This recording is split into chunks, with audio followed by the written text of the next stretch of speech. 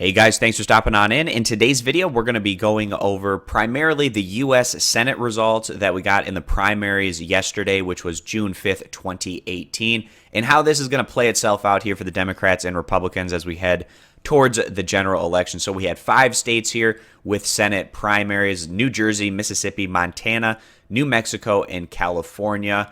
And out of all these states, of course, the most competitive one is going to be the state of Montana. The other ones are pretty straightforward, but still, nonetheless, we're going to dive into the numbers here a little bit. Starting off with the state of New Jersey, incumbent Bob Menendez had a challenger in Lisa McCormick, and he was able to win by about 100,000 votes, but probably a bit more competitive of a race than he was expecting. Lisa McCormick really coming out of nowhere to get about 157,000 votes. And then the total number of votes cast here on the Democrat side was about 415,000. And you compare that over to the Republican side, where about 222,000 votes were cast. So almost half of the number of votes we got here on the Republican primary in comparison to the Democrats.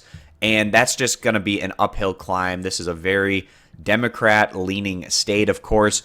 Every now and then, Republicans have shown that they can win a statewide election, like we saw with Governor Chris Christie, for instance. But still, at the end of the day, the Democratic primary numbers almost doubling that of the Republican primary. Also, the Democrats having the incumbent advantage. Looking pretty straightforward that Bob Menendez is going to go ahead and take this U.S. Senate seat again for the state of New Jersey as we head into the general election. Now, moving over to the state of Mississippi, and basically the exact opposite of the state of New Jersey, where on the Republican side we had 153,000 votes about cast here, and the Republican Roger Wicker getting 127,000 votes, winning very comfortably. You compare that over to the Democrat side, and things are going to go to a runoff here between the two top candidates, but 84,000 votes cast on the Democrat side, which is almost half of the votes that we saw on the Republican side. Like I said, basically the reverse scenario that we saw there over in New Jersey, and not a surprise in a deeply red state like Mississippi. But the fact that the Democrats are going to a runoff, maybe that helps with the name recognition of their candidates a little bit, staying in the news for a bit longer. But still, at the end of the day, this is a very safe Republican seat. Now we're going to move on to what's going to be the most competitive race out of all these states that we talk about in this video, and that's going to be in the state of Montana. Right now, it's a slight lean to the incumbent Jon Tester. He has that incumbency advantage. He ran unopposed, so we don't have the primary results on the Democrat side.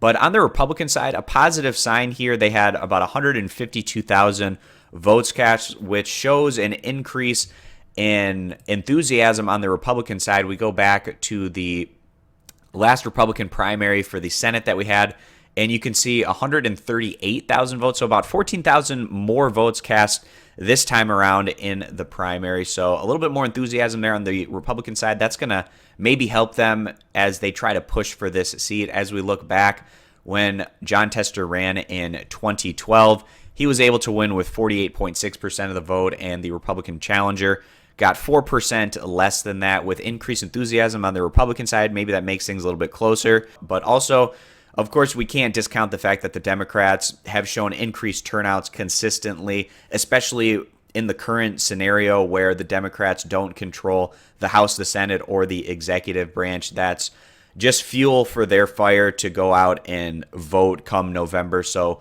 we would certainly expect, obviously, increase in Democratic turnout as well. So this is a seat that's leaning towards Jon Tester right now. And if we even look back at the polling data before this 2012 election, Tester wasn't doing that great in a lot of the polls he was losing in, but still at the end of the day, name recognition, that incumbency, he was able to win by nearly 20,000 votes. And we wouldn't be surprised to see a similar type of result this time around, but still going to be a highly contested seat, and looking forward to seeing how this one plays out in the state of Montana. Now moving on over to New Mexico, and not a whole lot of data here, of course. Both candidates on the Democrat and Republican side running unopposed. New Mexico is becoming a safer and safer Democratic state as we move on over the years. And the Democrats, they have the incumbent advantage here. Pretty much straightforward. This is a pretty safe Democrat seat. We would expect Martin Heinrich to continue to keep this seat for the state of New Mexico in the Senate. And now moving on to our final state that we want to talk about, and that's the Senate primary that we had out in the state of California. Very bad news for Republicans here. They didn't make it in this jungle primary into the top 2. So the race that we're going to get for this Senate seat is going to be between incumbent Dianne Feinstein and challenger Kevin DeLeon, who's a bit more to the left than Feinstein is. And that's not a big statement by any means, because Feinstein's one of the most conservative Democrats in the Senate, and doesn't make a whole lot of sense coming from a state like California, which is one of the more progressive states in the U.S., to have one of the most conservative Democrat senators.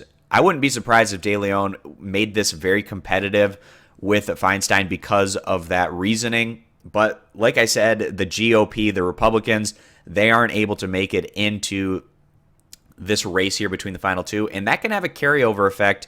If you don't have a Republican running for a big seat like the U.S. Senate, that might depress the vote a little bit in a lot of these districts that the Democrats are eyeing to flip over to their side. I believe it was 7 districts that voted for Hillary Clinton over Donald Trump that currently have Republicans representing them in the House of Representatives. So a lot of seats here that are up for grabs, going to be very competitive elections. And to not have a Republican running in the Senate, which is a very high-profile race, that can have a trickle-down effect to the rest of these districts and kind of depress that Republican turnout a little bit. The positive news on the flip side of that for the Republicans is they were able to make it into the final 2 for the governorship. So that's another high-profile race that there is somebody to vote for on the Republican side, so that'll help them a little bit. But still, nonetheless, they're very disappointed not to make it here into the final 2 of the U.S. Senate. So we know we're going to be getting a Democrat from the state of California. It's either going to be Feinstein or DeLeon. So that's going to wrap up the 5 states that we were going to touch on here for the primaries in the U.S. Senate that we got on June 5th of 2018. For more of these types of videos, you can click that subscribe button. And be sure to check out all of our prediction, forecast, and analysis election videos on our YouTube channel. Thanks, guys, for stopping on in, and we hope to see you back here for future videos. Bye.